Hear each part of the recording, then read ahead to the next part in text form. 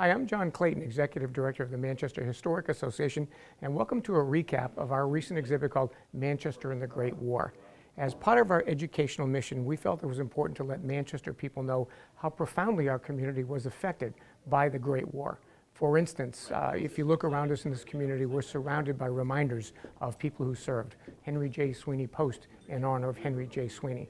William H. Jutras Post on the city's west side commemorates the sacrifice of William H. Jutras.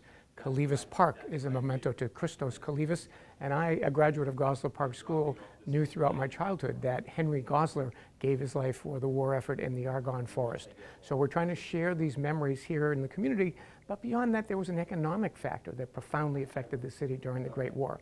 Amoskeag manufacturing was losing business share as we went into the 18th century, pardon me, the 20th century, around 1900. And while the company should have been spending money modernizing their process to compete with Southern competition, instead, as the war came on, more and more federal money came into Manchester. So by 1916, Amoskeag was fully dependent on those federal funds to create uniforms for soldiers, shoes and boots, gauze for bandages, and the war artificially propped up Amoskeag.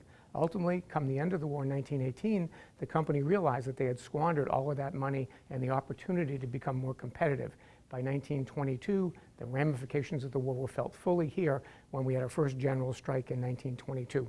So the ramifications of that Great War were important for us, and 1918 was the anniversary of the armistice. Come 2018, just 1 year ago, we celebrated the 100th anniversary of the signing of that armistice that ended the war. Hence, Manchester and the Great War. Lead curator in this exhibit was our research director, Daniel Peters, who is an Army veteran himself, a Purple Heart recipient in Afghanistan, who invested a great deal of time and energy going through our collection, pulling out the finest artifacts that people had the wherewithal a century ago to donate to us to help us tell the story of Manchester and the Great War. Hi, my name is Daniel Peters. I'm the Research and Facilities Manager here at the Manchester Historic Association.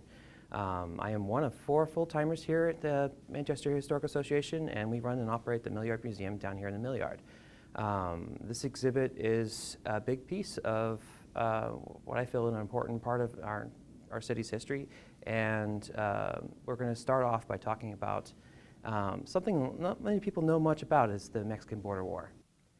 As Europe waged war against each other in Europe in 1914, the United States started to come into a problem with its neighbor, Mexico.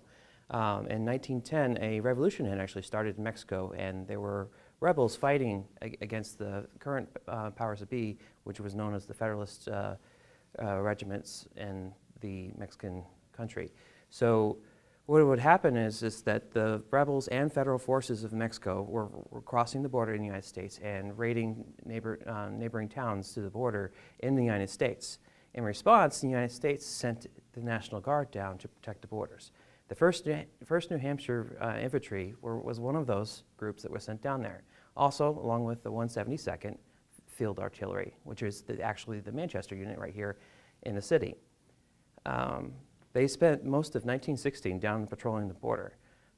Most people don't know that it actually was a war that actually went on from 1914 to 1919, actually during the whole time of that period of the First World War, longer actually. And what brought the United States into the war was actually something called the Zimmerman Telegraph. For those who know your history about the First World War, that was the telegraph that the British actually gave the United States, and it was kind of the last straw to bring the United States on the side of the Allied forces. It was basically what a telegraph from the German government to Mexico, the Mexican forces, and with the intention of keeping the United States fighting on the border here, rather than allowing them to come over and get involved on the Allied side of the fight in Europe. So basically, what the Germans actually did follow through with that promise, and after the United States entered the war, and they actually sent advisors down to advise the rebels in Mexico. However, they didn't last very long when they all died in one of the battles down there, and the United States quickly gained control over that whole situation. Leading into that, though, in 1916, the end of 1916, New Hampshire was recalled its forces because they're going to be instituted into the first some of the first groups sent over to fight in the war over in Europe to be part of the 26th Division. The 1st New Hampshire Regiment was actually became the 103rd, and the 172nd Field Artillery became 103rd Battery D. And it was, we know now, we call it the Yankee Division, part of the 26th Division. In 1917, there was a lot of effort to raise troops here in Manchester. The National Guard had already been gone and sent over to overseas and to get on the front lines. One thing that the Army especially was really active in doing is putting posters out to recruit people. And I just love this poster here where it wanted 10,000 volunteers for the regular Army. You got to understand, during this time period, there was really no federal Army standing in that era. During that time period, the federal government depended heavily on the National Guard to be the force, their fighting force, when they needed to fight either overseas or on our borders. So they depended on that manpower. It wasn't until after World War II that we started having a larger federal standing army, and that all changed. But traditionally in America, we don't like. Before this time period, we didn't like having a whole bunch of federal troops because it goes back to the whole piece of federal versus state rights. So a fascinating piece in our collection is actually a ledger that the Manchester city government actually kept. One of the things I thought was really interesting about this particular ledger is that it's unusual for a city to actually keep track of everybody they sent to fight in the war. So in this ledger, it tells you who signed up, what branch of service they went to, and what regiment they were assigned to, whether it was federal or a National Guard unit or a reserve unit for whatever reason. That's pretty unusual and a unique piece. So as the Mexican border war goes on, the U.S. Congress actually authorized states to raise what they called the Home Guard units. So these units were basically just additional volunteers who were willing to stand in the place of what the National Guard would normally do. So we still needed people to make sure that we're on standby in case of a disaster and stuff like that. So this is the only time in history that actually happened. So New Hampshire in 1917 actually raised up their first Home Guard unit, and those are artifacts from that. And of course, at the end of the First World War and the 26th Division came back and our New Hampshire regiments came home, they were disbanded in 1918. So after the United States entered the war in April 1917, President Wilson actually put out a statement asking people at the home front to have war gardens, be able to grow their own food and provide their own means. What's unusual during this time period, especially here in Manchester, is the Amescape Manufacturing Company was one of the lead sponsors of helping people make that happen. They dedicated the land right behind the armory, where behind what is now New Hampshire Plaza, for people to come and actually plant their war gardens. And they actually encouraged kids and boys and girls to have their gardens and be part of it. The state of New Hampshire took this very seriously, and they even put notices up. These signs are made of like textile cloth signs that they put out everywhere, asking people to report people who were sabotaging or stealing from these gardens. So that's how seriously they took this. The Amescape Textile Club was the club that was actually comprised of all the people who worked at the Amescape Manufacturing Company. One unusual thing about this era is that they were actually involved in recruiting and encouraging people who worked for the Amescape Manufacturing Company to go and serve in the military. They even as far as made service flags, which is kind of a new thing of this era, where the blue stars represent how many people who served in service, and in this case, you can see that the Amescape Manufacturing Company has 367 people serving. This is unusual for a company to make a service flag. When you see a gold star, that means that someone had died in the line of duty overseas. So that's the difference between the blue and the gold. So next time you see a service flag and you see a gold star family, you know that they've had somebody who made the ultimate sacrifice in the name of our service. So in 1914, after the Federal Reserve was founded, their first mission was to raise money in order to support the Mexican border war and anticipation of getting involved in the Great War. There were 5 Liberty Loan Bond campaigns that were held starting in 1917 until ending in 1918. And basically what it did is that it was raising money to help support the war effort. They'd be able to pay for troops, pay for clothing, pay for their helmets, their food. That's something that the federal government was all responsible for, and they took it seriously. So, but they didn't have like a bunch of money sitting around, so they had to convince the people of the public to help support that cause. In World War II, we called this the Bond Campaign. So it continued on. They basically used what they learned from the First World War in the Liberty Bond Campaign and moved on and used that same method to help fund the Second World War.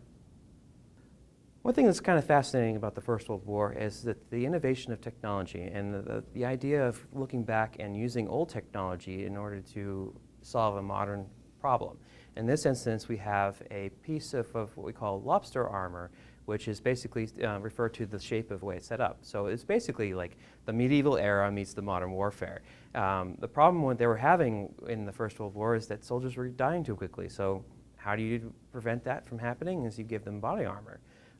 This kind of set the tone for moving forward, and later on in World War II, there were snipers that used body armor, and of course today, modern soldiers carry body armor as well. So it was an old idea that they brought back, and they were experimenting with what worked, what didn't.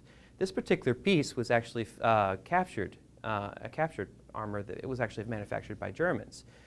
We know for a fact that Dr. George Fisk captured this piece of armor in Argonne Forest, and afterwards gave it to us. So we are lucky that he had the foresight to give us and share with us this wonderful piece.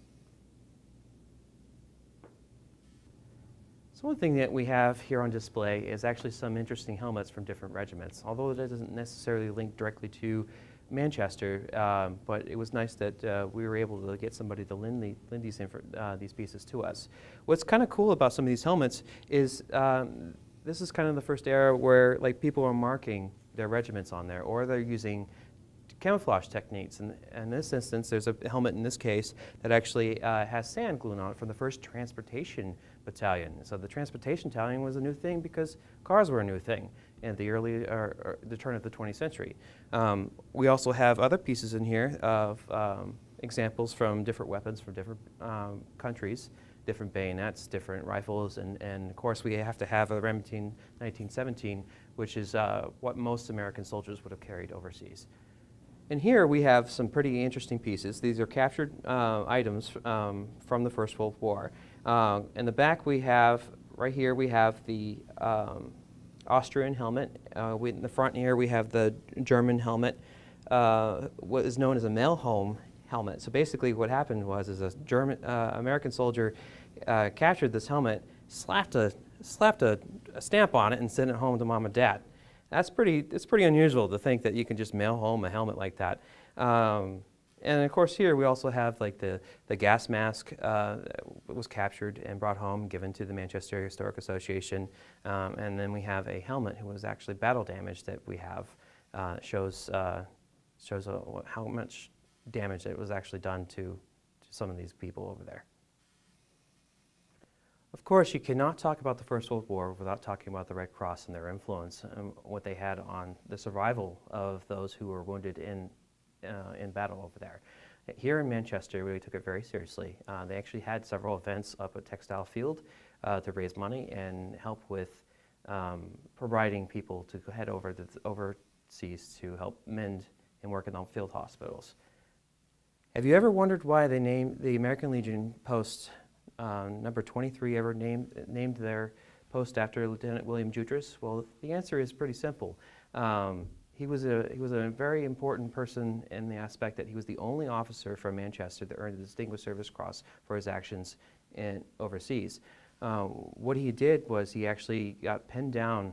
His platoon got pinned down by machine gun fire and separated. So he actually risked his own life to go across to communicate with the rest of his patrol and come back. But unfortunately, on the way back, he got hit with some of the gunfire. Some of his buddies jumped right into the no man's land to pull him out and take him to the field hospital, which of course a few days later he died of his wounds. So when they brought his body back in 1921, it was a big deal. They had a big parade across over to the west side and draped his casket, and he had an honor guard take him over there. He had a burial, and he's actually still buried in the St. Augustine's cemetery today. So Henry J. Sweeney, it's a name you see a lot around Manchester. There's Sweeney Park, there's Sweeney Post. The reason that he's so important is he's the first Manchester man to give his life for his country in the First World War. He was only 20 years old when he left to go fight overseas. So that's kind of an impact. The photograph we have here was on loan from us from Sweeney Post, and it's the only known photograph of him. So it's kind of a big deal that they loaned it to us. So thank you to the Post for lending that for us for this exhibit. Probably one of the more somber pieces we have on display here is a machine gun that actually was captured by Manchester men. 7 men gave their lives in order to capture this German machine gun. And after they came back, the first sergeant of that regiment came and presented to the Manchester Historic Association. It's an important piece to remember the sacrifice that people gave in order to fight in this First World War. So Victory Park, and it was actually first dedicated in 1929 in memory of all those who served in the First World War. There's some estimates, I think, that there was at least 135 people that gave their lives from the city of Manchester. It's a large amount of the population. Almost 4,000 to 5,000 people served in some branch of military during the war, and that monument and that park stands today as a memorializing their dedication and their sacrifice for this country. This is the 37 millimeter trench gun. This was the predecessor to the mortar, which this is more of a direct fire versus the mortar's an indirect fire. So they actually used this a lot in the trenches before in the First World War. And of course they used it in the beginning in the Second World War, but not so much later on. This particular trench gun was actually first built in France and used on the front lines until it was given to the United States to a company down in Massachusetts in order to use as a model for reproduction of this particular weapon. This piece was actually used by the 1st New Hampshire Regiment for training purposes, so that's why we have it here in our collection in the Manchester Historic Association. So you can't talk about the First World War without, of course, talking about the music of the time. There's a man in particular here that we have on the wall here is Onslow Elliott Jr. He actually wrote a song called There's a Long, Long Trail. He did that in 1914. It was popular worldwide, I should say. And he actually ended up serving in the military as well himself. The other pieces we have here, of course, are 2 other pieces that were actually written here in Manchester about the First World War, and some of the other pieces are just examples of things we have from our sheet music collection that actually associate with that era. Of course, with every exhibit, we need to have something for the kids to be doing while the mom and dad is looking at the exhibit itself. So one thing here at the Millyard Museum we always try to do is we always incorporate something that is related to the subject of the exhibit, but allows kids to do an activity while mom and dad get a chance to actually read the information and walk through the museum and see it without worrying about where the kids are doing or where they're off to. So it's an important element that we feel that we need to incorporate in most of our contemporary exhibits. And this time, we of course focused on Snoopy and the Red Baron because that's related to the First World War. So in the end, it's important that we recognize the sacrifice of individuals like Lieutenant William H. Jutras and Henry J. Sweeney, a 20-year-old private who died in the Great War, remembered here in Manchester at Henry J. Sweeney Post and Sweeney Post on the city's west side. But the ultimate coda to Manchester's involvement in the Great War was created by sculptor Lucien Goslin. His winged statue in Victory Park is a tribute to the men and women who fought in the Great War and also those who sacrificed their lives. It's a reminder to us every day as we walk through our city's great cultural square that Manchester sacrificed in that war, not just individuals, but a community, and we honor their service here with this exhibit.